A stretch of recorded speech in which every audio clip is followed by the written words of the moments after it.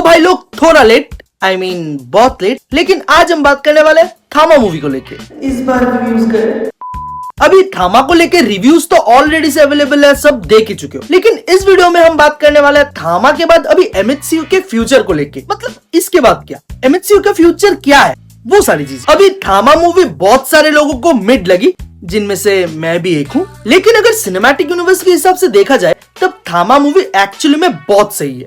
जहाँ थामा के बाद इस यूनिवर्स में अभी आगे क्या क्या हो सकता है, कौन कौन से इवेंट्स हो सकते हैं, उन सारी चीजों को लेके मेकर्स ने थामा मूवी में बहुत सारे हिंट्स छोड़े, जिससे हमें थोड़ा बहुत आइडिया मिल रहा है अभी एमएचसीयू का पॉसिबल फ्यूचर क्या हो सकता है। अभी थामा मूवी का जो लोर यहाँ पे मेकर्स ने सेट किया है, मतलब वैम्पायर के इस लोर को जैसे इंडियनाइज किया गया और जैसे माँ काली एंड रक्तबीज के माइथो के साथ कनेक्ट किया गया, वो काफी सही था। लेकिन ऐसा नहीं है कि थामा मूवी में प्रॉब्लम्स नहीं है, थामा मूवी में भी प्रॉब्लम्स हैं। जहां पर्सनली मुझे थामा मूवी की सबसे बड़ी प्रॉब्लम वही लगी जो ब्रह्मास्त्र में भी थी, बिना बात की लव स्टोरी। मतलब मुझे ऐसा लगा इतने सही लोर को इन लोगों ने वेस्ट ही कर दिया। जहां आई गेट इट, ये इनिशियली एक लव स्टोरी है, लेकिन पर्सनली मैं उस लव स्टोरी से उतना कनेक्ट ही नहीं कर पाया। मुझे ऐसा लग रहा था यहाँ पे सब कुछ बहुत ही जल्दी हो रहा है, लेकिन इसके अलावा बाकी जितने भी सब प्लॉट्स थे, स्पेशली गाने, बहुत गजब।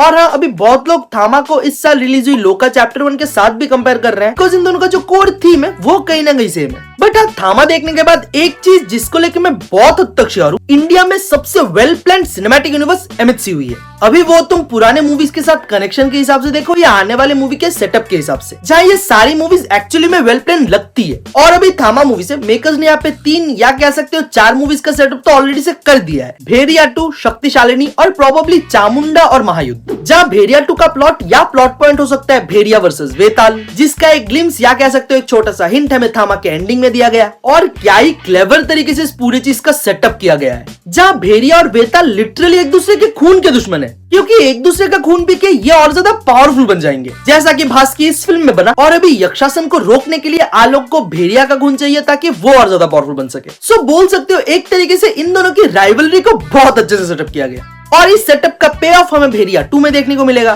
फिर शक्तिशालिनी, जो मोस्ट प्रोबेबली एक ओरिजिन स्टोरी होने वाली है, जिसका कनेक्शन यहाँ पे वेताल या फिर माँ दुर्गा या माँ चामुंडा के साथ हो सकता है। और उसके बाद चामुंडा, जो शक्तिशालिनी के साथ भी कनेक्टेड हो सकता है और बहुत हद तक थामा के साथ भी, जहाँ हमें माँ चामुंडी का लेयर और साथ ही इस यूनिवर्स में जो मिस्टिकल पावर्स है, शायद उन सारी चीजों के बारे में पता चले। और ये सारी चीजें जाके ऐड होंगी पहले और दूसरे महायुद्ध में, जिसका सेटअप हमें थामा मूवी के एंड में ऑलरेडी मिल चुका है, जहाँ हम देखते हैं एक अपग्रेडेड सर्कट को जो यक्षासन के सामने आता है और उसको छुड़ा के अपने साथ ले जाता है। और ये अपग्रेडेड सर्कट यहाँ पे और कोई नहीं बल्कि अक्षय सर है, क्योंकि स्त्री 2 के पोस्ट क्रेडिट सीन में अक्षय सर ऑलरेडी से सर्कटा बन चुके थे। सो बोल सकते हो मैं 90% श्योर हूँ ये यहाँ पे अक्षय सर हो सकते हैं। और अगर हम एमएचसीयू के अपकमिंग मूवीज को देखें तो थामा के बाद अभी शक्तिशालिनी, भेड़िया 2, चामुंडा, स्त्री 3, महामुंजिया और उसके बाद पहला और दूसरा महायुद्ध। मतलब महायुद्ध मूवीज से पहले और 5 ऐसी मूवीज है जो इस पूरी चीज को सेटअप कर रही है, जहाँ सारे मूवीज में नए कैरेक्टर्स इंट्रोड्यूस होंगे और पूरी यूनिवर्स को और अच्छे से सेटअप किया जाएगा, जहाँ पे इधर उधर कैमियोज होंगे और सर्कट अपनी आर्मी प्रिपेयर करेगा,